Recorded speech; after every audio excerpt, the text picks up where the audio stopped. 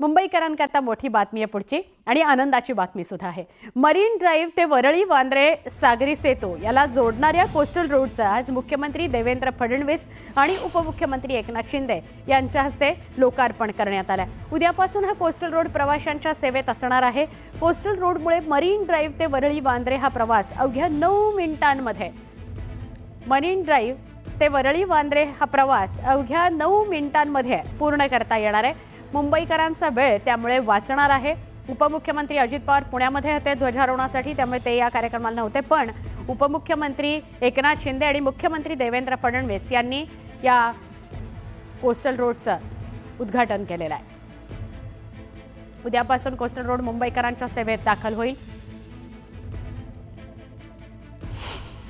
Coastal रोडचा नवीन टप्पा हा आता सुरू झालेला आहे। कोस्टल रोड हा वरळी वांद्रे सिलिंकला जोडलेला आहे, ज्यामुळे दादर प्रभादेवी परिसरामध्ये जाणं सहज शक्य होणार आहे आणि या दक्षिण मार्गिकेचं आज लोकार्पण करण्यात आलंय। खरं तर आपण बघतोय की मुंबईतील सागरी सेतूला हा रस्ता जोडलेला आहे। नरिमन पॉइंट ते सागरी सेतूचा मार्ग, दादर प्रभादेवीचा मार्ग आता सहज शक्य होणार आहे। हा साधारणपणे 827 मीटरचा रस्ता आपल्याला पाहायला मिळतो, ज्यामध्ये एक बो आर्च पद्धतीचा स्ट्रिंग गर्डार टाकण्यात आलेला आहे आणि या गर्डारच्या मदतीनं ही वाहतूक शक्य होत आहे। साधारणपणे या गर्डारची लांबी ही 143 मीटर तर रुंदी ही 27 मीटर असणार आहे। वरळी वांद्रे सिलिंकच्या दोन्ही मार्गिका या सुरू झालेल्या आहेत आणि आज याचं लोकार्पण करण्यात आलेलं आहे। उद्या अर्थात 27 तारखेपासून याचा वापर हा सर्वसामान्य मुंबईकरांना करता येणार आहे। त्यामुळे मुंबईच्या उत्तर आणि दक्षिण भागातून येणाऱ्या प्रवाशांच्या वेळेची बचत होणार आहे। थेट कोस्टल रोड ते वरळी वांद्रे सिलिंक असा प्रवास करण्यासाठी उत्तर आणि दक्षिणेच्या या दोन्ही मार्गिका आता सज्ज आहेत। साधारणपणे 95% काम पूर्ण झालेले आहे। बिंदू माधव चौकातनं तुम्हाला या मार्गिकांचा वापर करता येणार आहे आणि खऱ्या अर्थानं मुंबईच्या वाहतूक व्यवस्थेमध्ये आमूलाग्र बदल आपल्याला पाहायला मिळते। उद्या सकाळी 7 वाजल्यापासून हा रस्ता सर्वसामान्य मुंबईकरांसाठी खुला होणार आहे। व्हिडिओ प्रवीण शेट्टीसह Susmita Wadane Patil, news 18 Lokmat, Mumbai. Coastal road याचं उत्तर वाहिनी कनेक्टर आणि इतर 3 कनेक्टरचं आज आपण लोकार्पण करतोय। मागच्या काळामध्ये माननीय मुख्यमंत्री एकनाथराव शिंदेजींच्या नेतृत्वात 2 टप्प्यांचं आपण उद्घाटन केलं आणि आता या उद्घाटनानंतर जवळपास 94% रस्त्याचं काम पूर्ण झालेलं आहे। आता केवळ एक प्रभादेवी कनेक्टर याचा बाकी आहे, जो फेब्रुवारी संपता तो देखील पूर्ण होईल। महायुती सरकारच्या पहिल्या काळात सुरू झालं। दुसऱ्या महायुतीच्या काळात जेव्हा देवेंद्रजी मुख्यमंत्री होते तेव्हा सुरुवात झाली आणि मी मुख्यमंत्री असताना या ठिकाणी याला आणखी गती मिळाली। आता तिसऱ्या टप्प्यामध्ये देवेंद्रजींच्या काळात हा कंप्लीट जो कोस्टल आहे तो पूर्ण मुंबईकरांना समर्पित होईल। मला एवढाच आनंद आहे की मुंबईकरांच्या जीवनामध्ये आनंद देण्याचं काम महायुती सरकारने केलेलं आहे। मरीन ड्राईव्ह ते वांद्रे वरळी सागरी सेतूला जोडणाऱ्या कोस्टल रोडचं आज मुख्यमंत्री देवेंद्र फडणवीस आणि एकनाथ शिंदे यांच्या हस्ते उद्घाटन झालं। कोस्टल रोडमुळे मरीन ड्राईव्ह ते वांद्रे वरळी हा प्रवास 9 मिनिटांमध्ये होणार आहे। मुंबईकरांचा वेळ त्यामुळे वाचणार आहे। पुढच्या बातमीकडे आपण वळूया। पुढची बातमी अर्थातच कोस्टल रोडच्या लोकार्पणावरून आदित्य ठाकरेंनी मात्र महायुतीवर टीका केलेली होती। महाविकास आघाडीचं सरकार असतं तर संपूर्ण कोस्टल रोड 2023ला पूर्ण झाला असता, अशी टीका आदित्य ठाकरेंनी केली होती। त्यावर मुख्यमंत्री फडणवीस आणि उपमुख्यमंत्री एकनाथ शिंदे काय म्हणाले ते बघूयात।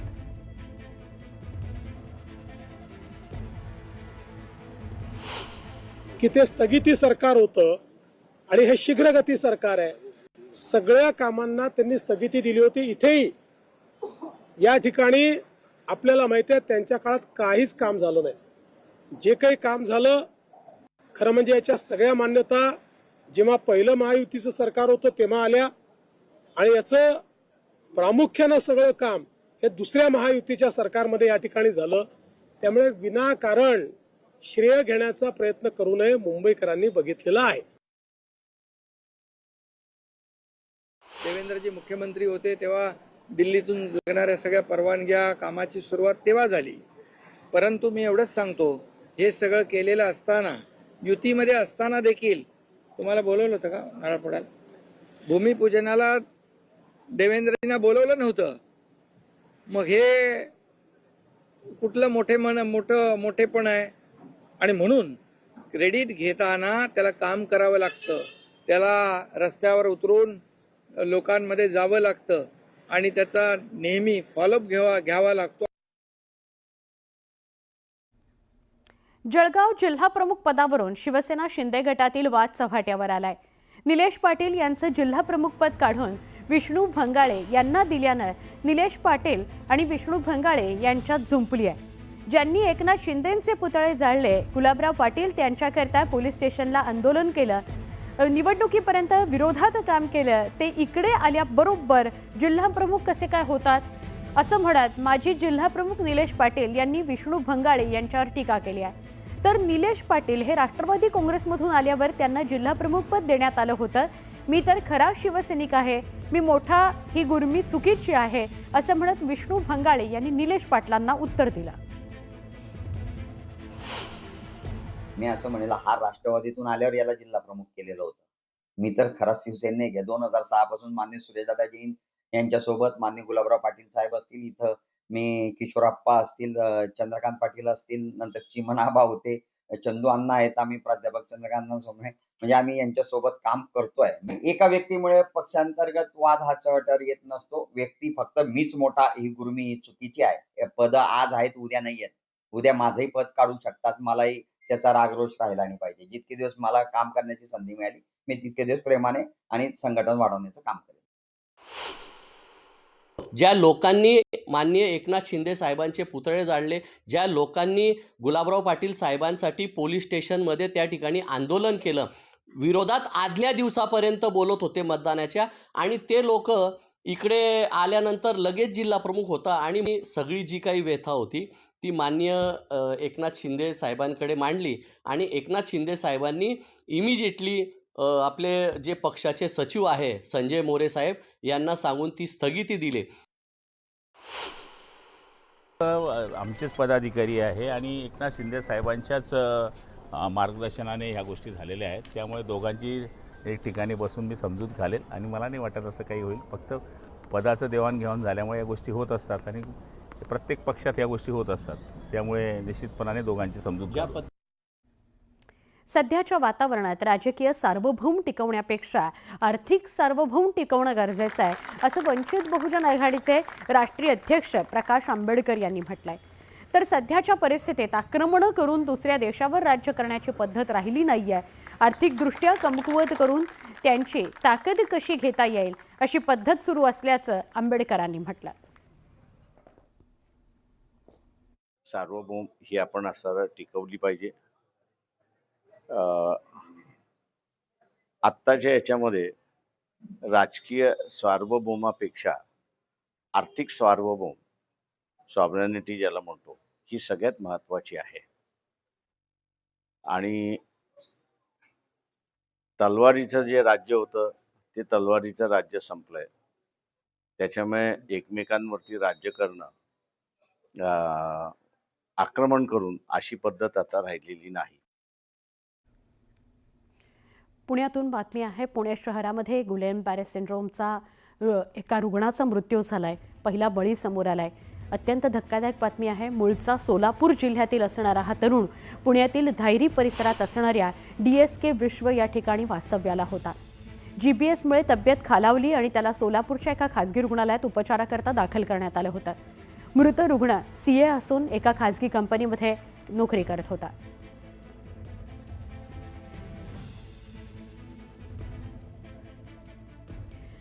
गुलेन-बॅरे सिंड्रोमने पुण्यामध्ये कहरच केलेला आहे. शहरात रुग्णांच्या संख्येत मोठ्या प्रमाणात वाढ झाली आहे. एका रुग्णाचा मृत्यूही झाला. दरम्यान उपमुख्यमंत्री अजित पवार यांनी पुण्यात संबंधित अधिकाऱ्यांची बैठक घेतलेली आहे. पिंपरी चिंचवड शहरातील YCM आणि पुणे शहरातील कमला नेहरू हॉस्पिटलमध्ये या रुग्णांवर मोफत उपचार करण्यात येणार आहेत अशी माहिती अजित पवारांनी दिली आहे. तर शहरात होणाऱ्या दूषित पाणी पुरवठ्यासंदर्भात संबंधित अधिकाऱ्यांना सूचना दिल्या गेलेल्या असून यावर योग्य निर्णय घेतला जाईल असं आश्वासन अजित पवारांनी दिलेलं आहे. आता आम्ही असा निर्णय घेतलेला आहे की पिंपरी चिंचवडच्या परिसरामध्ये जे ह्या आजाराने पेशंट लोक असतील तर त्यांना YCMला मोफत उपचार त्या ठिकाणी द्यायचे आणि आपल्या पुणे महानगरपालिकेच्या हद्दीत असतील तर त्यांना आपण कमला नेहरू हॉस्पिटल जे आहे आपलं तिथं त्या ठिकाणी उपचार द्यायचे अशा प्रकारचा निर्णय झाला. मोफत उपचार द्यायचे, कारण नाही म्हटलं तरी गरीब वर्गाला कधी कधी उपचार करणं परवडत नाही. नागरिकांचं आरोग्य चांगलं ठेवणं हे कॉर्पोरेशनची पण जबाबदारी असते, राज्य सरकारची पण जबाबदारी असते.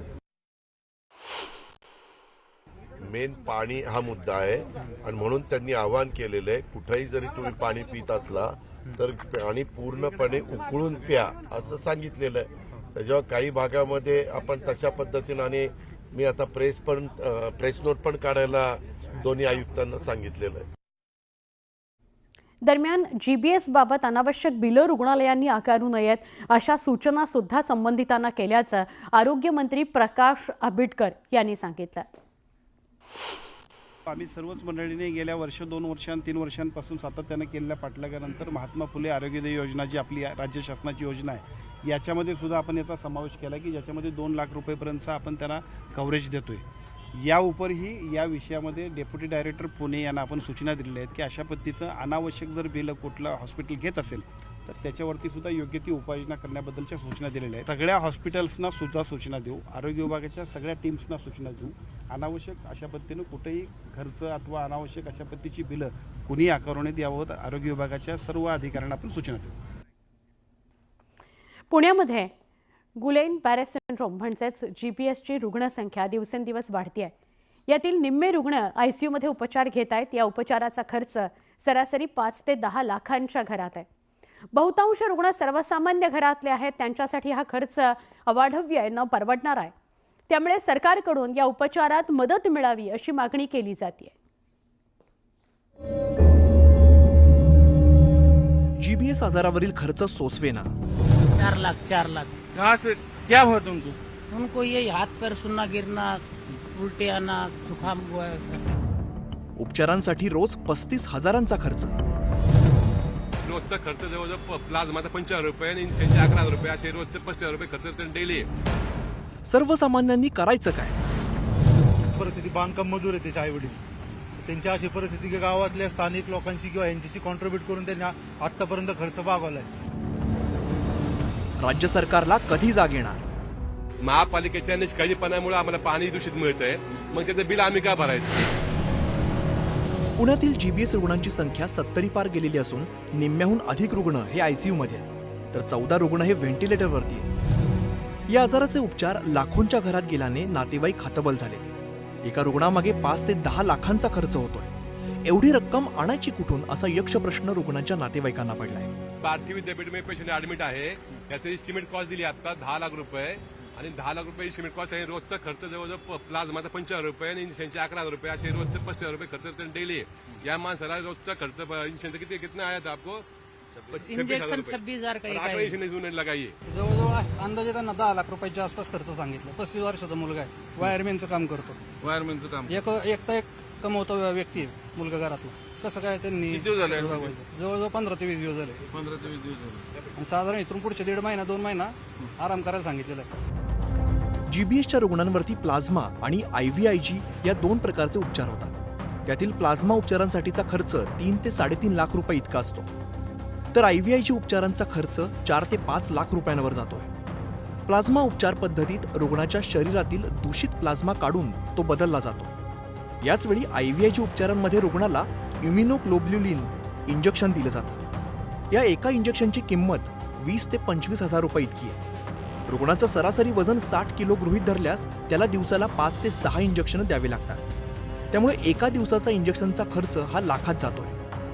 हा खर्च सर्वसामान्यांसाठी अवाढव्य असून लोकांकडून पैसे गोळा करून उपचार केले जात आहेत. आता दुसरीच शिकणारी मुलगी आहे आणि दीनानाथ मंगेशकर मध्ये आता व्हेंटिलेटरवर. कुटुंबाची परिस्थिती इतकी बिकट आहे की त्यांनी आता या बिलासाठी लोकांकडे वर्गणी मागण्याची किंवा पैसे मागण्याची सुरुवात केली आहे. आमच्या कोल्हेवाडीतली सोनार म्हणून मुलगी आहे, त्यांच्या जवळ 8.5-9 लाख रुपये त्यांना कोटेशन दिले दीनानाथवाल्यांनी. पण त्यांची परिस्थिती बांधकाम मजूर आहे, त्याचे आई वडील. त्यांची अशी परिस्थिती की गावातल्या स्थानिक लोकांशी किंवा यांच्याशी कॉन्ट्रीब्युट करून त्यांनी आतापर्यंत खर्च भागवलाय. महापालिकेकडून होणाऱ्या दूषित पाणी पुरवठ्यामुळे हा आजार होत असल्याचं समोर आलंय. पालिकेनेच हा खर्च द्यावा अशी मागणी आता केली जाते. महापालिकेच्या निष्काळजीपणामुळे आम्हाला पाणी दूषित मिळतंय, मग त्याचं बिल आम्ही का भरायचं? म्हणून ते बिल महापालिकेने सरकारी यंत्रणेने भरली पाहिजे किंवा तशी मुभा दिली पाहिजे की त्या ह्या आमकाम हॉस्पिटलमध्ये ऍडमिट करा, इथं सगळा इलाज फुकट होईल. पुण्यामध्ये बीजीएसचा फैलाव होत असताना महापालिका आणि सरकारी आरोग्य यंत्रणा मात्र ढिम्म असल्याचं चित्र आहे. खरं तर अशा वेळी आरोग्य यंत्रणांनी युद्धपातळीवरती उपाययोजना करत रुग्णांना मदत उपलब्ध करून देण्याची आवश्यकता असते, पण तसं होताना दिसत नाहीये. राज्याचे आरोग्यमंत्री प्रकाश आंबेडकर यांनी शुक्रवारी पुण्यात भेटीची औपचारिकता पूर्ण केली. याच्याबद्दल एक प्रतिकारशक्ती कमी झाली की जीबीएसची लागण होती. खरं तर हा काय म्हणजे आपला संसर्गजन्य रोग नाही आहे, त्यामुळे या सगळ्याबद्दल प्रतिकारशक्ती वाढवणं हाच एक मुद्दा आहे. तरीसुद्धा आरोग्य विभागाच्या सगळ्या यंत्रणा अत्यंत चांगल्या पद्धतीनं या सर्व विषयावरती लक्ष ठेवून लोकांचं प्रबोधन आणि अतिशय चांगल्या पद्धतीनं माहिती घेतात. पुणे हा उपमुख्यमंत्री अजित पवारांचा जिल्हा म्हणून ओळखला जातो. खरं तर पुण्याचं पालकमंत्रीपद मिळावं म्हणून दादांनी आपलं राजकीय वजन खर्ची घातलं होतं, पण आता जीबीएसमुळे नागरिक हैराण झालेत. असं असताना पुण्याचे कारभारी कुठे गेले असा सवाल पुणेकरांकडून केला जातोय. मला एक तक्रार काल आलेली होती की खर्च खूप मोठ्या प्रमाणावर येतो म्हणून. मी त्याच्याबद्दल सकाळीच आयुक्ताशी बोललोय की नक्की काय आहे. मी सीएसशी पण बोलायचा प्रयत्न केला, पण मला त्यांचा कॉन्टॅक्ट काही झाला नाही, कारण आज शनिवार आहे, उद्या रविवार आहे. खरं तर जीबीएसचा प्रादुर्भाव रोखण्यासाठी महापालिका आणि मनपाच्या आरोग्य खात्याने तातडीने पावलं उचलण्याची आवश्यकता आहे. किमान 2 लाख आणि जास्तीत जास्त 10 लाख एवढे बिलं भरायची कोणी? हा सगळ्यात, आणि गोरगरीब पेशंट येते, हातावरचं पोट असलेली बिलं भरायची कोणी? हा सगळ्यात महत्वाचा प्रश्न आहे. आज सकाळी सगळी मंडळी अजितदादा नाही भेटली, पण अजूनही कुणीही काही दिलासा दिलेला नाही. सुदैवाची बाब आहे की मृत्यू होत नाहीत, पण ते पेशंट जगवायचे कसे? आज रिकव्हर व्हायला किमान 6 महिने लागतात त्या जीबीएसच्या सगळ्या सिंड्रोम मधनं, आणि ते इंजेक्शन आहे 26,000ला. बघूया आता शासन यांची दखल घेते की नाही आणि या रुग्णांना आधार देते की नाही. व्हिडिओ जर्नलिस्ट गणेश कदमसह चंद्रकांत फुंदे, न्यूज 18 लोकमत, धायरी, खडकवासला, किरकिटवाडी.